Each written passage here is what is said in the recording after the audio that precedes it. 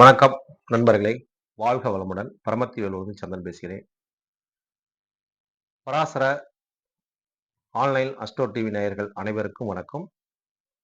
இந்த சேனல் மூலியமாக உங்களுக்கு பல ஜோதிட கருத்துக்களையும், உங்களுக்கு உண்டான ராசி, நட்சத்திரம் உண்டான வழிபாடு எவை?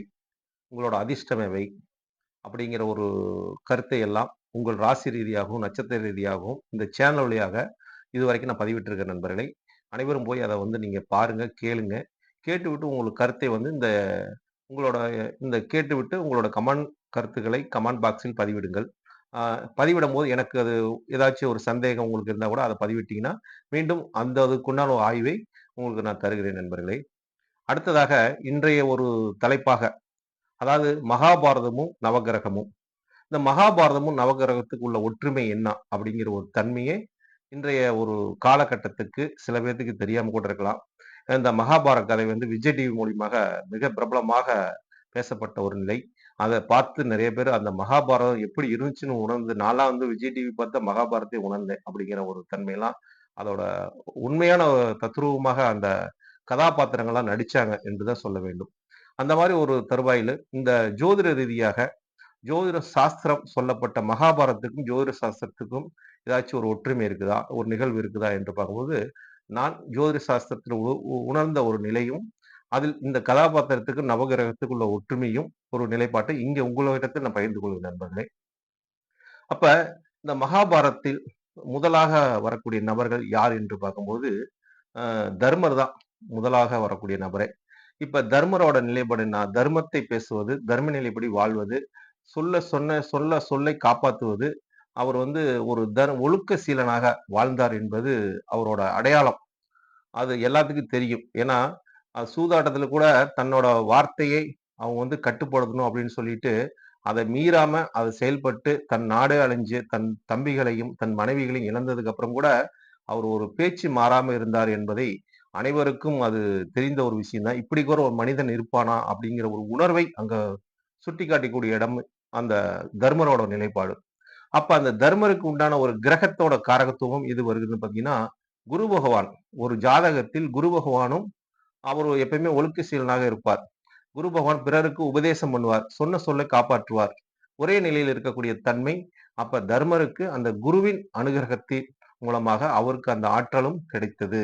அப்ப கிரகத்தின் காரகத்துவமாக குருவாக தர்மர் அங்க விளங்கினார் என்ற ஒரு கதாபாத்திரமும், அதோட சேர்ந்து இந்த கிரகத்தோட தன்மையும் அங்க நமக்கு ஒரு உண்மை நிலவை எடுத்துக்காட்டுச்சு என்றதுக்காக இத உங்களிடத்தில் பகிர்ந்து கொள்கிறேன். அடுத்ததாக இப்ப குருவோட கதாபாத்திரத்துல தர்மர் வந்துட்டாரு. அடுத்த நிகழ்வுக்கு நம்ம எதுக்கு வருகிறோம் அப்படின்னு பார்த்தீங்கன்னா, செவ்வாயோட காரகத்துவம். ஏன்னா, செவ்வாய்ங்கிற கிரகம் ஒரு பலம் பொருந்தியது. பலமான ஒரு தன்மை யாருக்கு இருக்குதுன்னா, பீமனுக்கு தான் பலசாலி என்று சொல்லுவோம். அப்படிங்கிற தன்மை. அப்ப பீமன் பலசாலியா? அர்ஜுனனும் வில் வித்தையில பலமான ஒரு வீரர். அப்ப இவங்க 2 பேருமே வீரத்தில் சிறந்த ஒரு நிகழ்பாட்டை குறிக்கக்கூடியவராகவும், அதே மாரி இவங்க காம இச்சையிலும் அதிக ஒரு ஈடுபாடு கூடியவராகவும் பீமனும் இருந்தாரு, அர்ஜுனனும் இருந்தாரு. அப்படிங்கிற ஒரு தன்மை. ஏன்னா, இயல்பாக இவருக்கு அர்ஜுனுக்கு காதலிக்கக்கூடிய ஒரு தன்மையும், போராட்டத்தில் பெண்களை வெற்றி பெறக்கூடிய தன்மையும் இவருக்கெல்லாம் அமைஞ்சது. பீமனுக்கு அதே மாரியே அந்த தன்மையும் ஏற்பட்டுச்சு என்று சொல்லலாம். அப்ப இந்த செவ்வாயின் குணத்தை பிரதிபலிக்கும் கிரகமாக விளங்கக்கூடியவர் யாருன்னு பார்த்தீங்கன்னா, அர்ஜுனனும், பீமனும் செவ்வாயின் காரகத்துவத்தையும், அதோட நிலைப்பாட்டையும் நமக்கு விளக்கக்கூடிய தன்மையும் இந்த கிரகத்தின் மூலமாக அவங்களோட நிகழ்பாடுகள் நமக்கு தெரிகிறது. ஏன்னா, நவகிரகங்கள் 9. அந்த 9 கோள்களுக்கும் இவங்களோட 9 கதாபாத்திரங்களும் பஞ்சபாண்டவரோட கதாபாத்திரம் பொருந்தி, இந்த 9 கோள்களுக்கு உண்டான நபர்களும் அங்கு வருகிறார்கள் என்பது ஒரு உண்மையான நிகழ்வுன்னு வச்சுக்கங்களேன். இத நான் உங்களிடத்தில் பகிர்ந்துகிறேன். அடுத்ததாக புதனின் காரகத்துவமாக வரக்கூடியவர் யார் என்று பார்க்கும்போது, புதனின் காரகத்துவம் புதன் என்பதே ஒரு ஜோதிட கலை. ஜோதிட சாஸ்திரம் அறிஞ்சு, சாஸ்திர ரீதியாக ஒண்ணு சொல்லப்படுவது, செய்யப்படுவது, ஒரு நேரத்தை குறிச்சு இந்த நேரத்துக்கு உண்டான நிகழ்பாட்டை குறிக்குது. யுத்தத்துக்கு, போருக்கு சகாதேவன் நாள் குறிச்சானா அது கரெக்ட்டா இருக்கும் அப்படின்னு துரியோதனனை நம்பி சகாதேவன்ட்ட போருக்கு நாள் குறிக்க வருவார். அந்த மாரி அந்த ஜோதிட கலையை சகாதேவன் அந்த காலத்திலேயே இந்த ஜோதிட கலையை பிரபலப்படுத்தியவரே அவர்தான். அப்படின்னு இந்த புதனோட காரகத்துவமாக விளங்கக்கூடியவராக, புதனும் ஜோதிடமும் ஒன்று அப்படின்னு அந்த காலத்திலேயே சொல்லக்கூடிய ஒரு தன்மையாக, இவர் சகாதேவன் புதனோட காரகத்துவமாக விளங்கினார். அதே மாரி புத்திசாலியும் கூட அவரு. தன் புத்தியை கொண்டு செயல்படுவார். இந்த சகாதேவன் மட்டும். அடுத்ததாக வரக்கூடியவர் யாருன்னு பார்த்தீங்கன்னா, ஆ சந்திர பகவான். இப்ப சந்திர பகவான் எடுத்துக்கிட்டீங்கன்னா, சந்திரனோட இது பிம்பமாக பிரதிபலிப்பு சந்திரன் என்பது ஒரு அழகு. பிறரை கவரக்கூடியவர்கள். பிறரிடத்தில் ஒரு தன்னோட நிலைப்பாட்டை மனதில் பதிக்கக்கூடிய ஒரு நிகழ்பாடு சந்திரனோட நிலைப்பாடுன்னு வச்சுக்கங்க. அதாவது சந்திரன்ங்கிறது அது ஒரு நிலையில இருக்காது. எல்லா இடத்துலயும் பயணிச்சுக்கிட்டு இருக்கும். அது பயணிக்கக்கூடிய கிரகம். அப்ப கிருஷ்ணர் பாருங்க, கிருஷ்ணர் சந்திரனோட அபராதத்தில் பிறந்தார். கிருஷ்ணர் பிறந்ததும் ரோகிணி நட்சத்திரத்தில் தான். அஷ்டமிதியில் தான் கிருஷ்ணர் பிறந்தாரு. அப்ப அந்த சந்திரனோட பிரதிபலிப்பாக அங்க கிருஷ்ணர் விளங்குறார். ஏன்னா கிருஷ்ணர் வந்து அனைவரிடத்திலயும் ஒரு சமமான ஒரு நிலைப்பாடு வேணும்.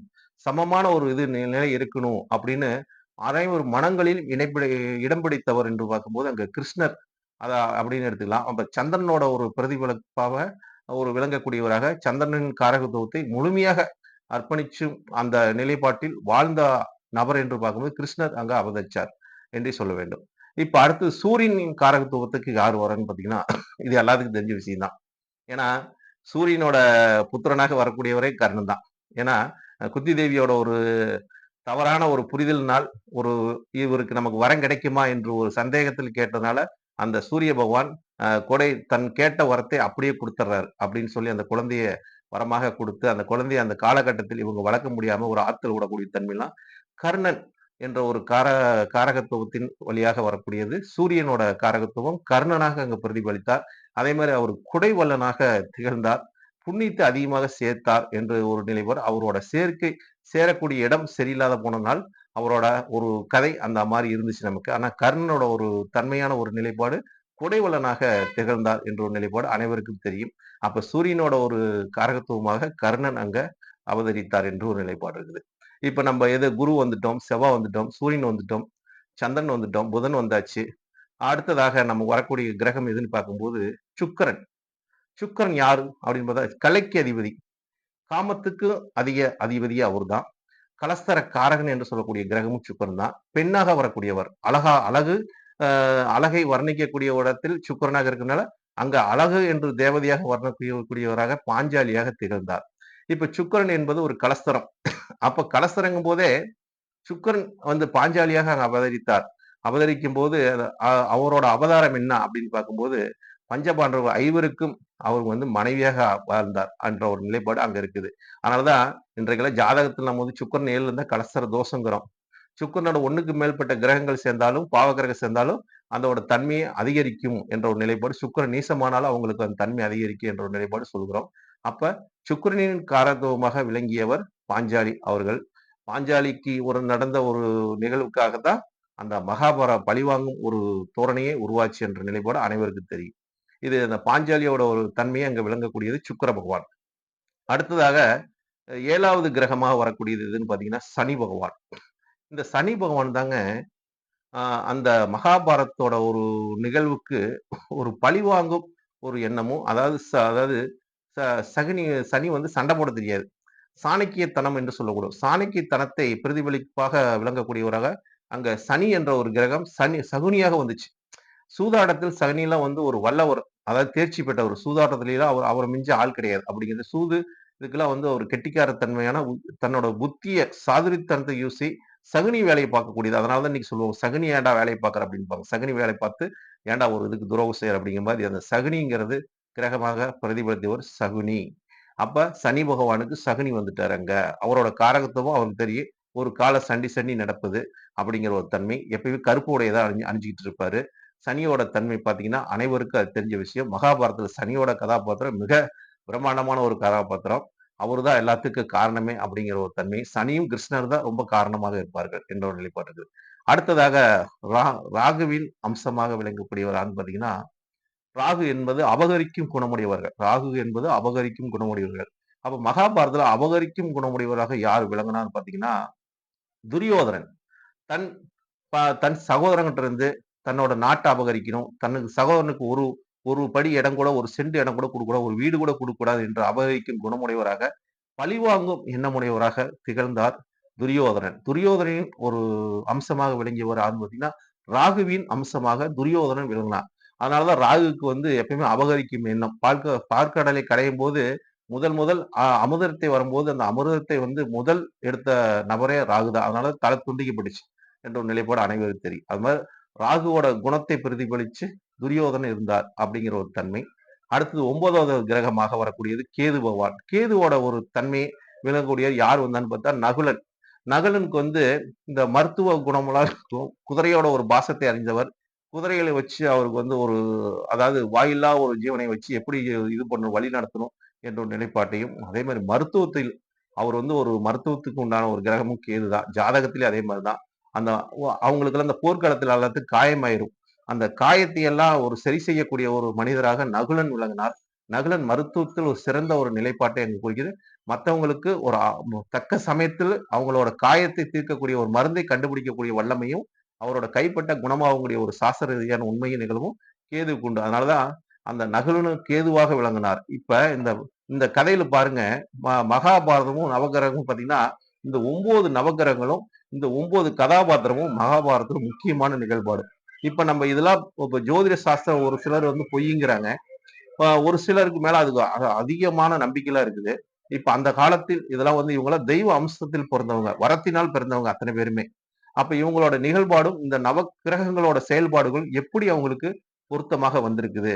அதே மாதிரிதான் ஒரு ஜாதகமும் நாம் பார்க்கும்போது, அந்த நவக்கிரகங்களும், அந்த ஜாதகர் பிறப்பும் 2 பேர் அந்த கிரகத்தோட அந்த தசா காலங்களும் ஒன்றிணைந்து இருக்கும்போது, அதோட நிகழ்பாடு சரியான முறையில் கொடுக்கும் நண்பர்களே. அதனாலதான் ஜாதகம் பார்த்து உன்னோட ஜாதகத்தோட வழிமுறையில் நீ நடந்தீன்னா, உனக்கு ஜாதகம் சாதகமா, பாதகமா எந்தெந்த காலகட்டத்தில் நமக்கு நல்லா இருக்கு, நன்மை அளிக்கும் என்பதை இந்த ஜோதிட சாஸ்திரம் நமக்கு அருமையான ஒரு சாஸ்திரத்தை நம் முன்னோர்கள் படைத்து வைத்துட்டு போயிட்டார்கள். இது தெய்வத்தினோட அம்சம் அப்படிங்கிற ஒரு நிலைப்பாடு இருக்குது. இதை உணர்ந்தா நம்ம வாழ்க்கையில நல்ல நிகழ்வுகளையும், நல்ல மாற்றத்தையும், நமக்கு எவ்வளவு தடுமாற்றம் வந்தாலும் அந்த தடுமாற்றத்தை தாண்டி ஒரு நிலையான ஒரு பயணத்தை மேற்கொள்ள முடியும் நண்பர்களே. அதற்காக இந்த மகாபாரதமும், நவகிரகமும் அதோட ஒற்றுமையும் உங்களிடத்தில் பகிர்ந்து கொண்டேன். நன்றி, வணக்கம், வாழ்க வளமுடன். பரமத்தி வேலுவன் சந்திரன். இந்த பராசரா ஆன்லைன் அஸ்ட்ரோ டிவி மூலமாக இந்த கருத்தை பதிவிட்டிருக்கிறேன். உங்களுக்கு இந்த கருத்து பிடிச்சிருந்தா இந்த கமெண்ட் பாக்ஸ்ல உங்களோட கருத்தையும், உங்களுக்கு உண்டான ஒரு கேள்வி ஏதாச்சும் இருந்தாலும் பதிவிடுங்க நண்பர்களே. வாழ்க வளமுடன். பரமத்தி வேலுவன் சந்திரன்.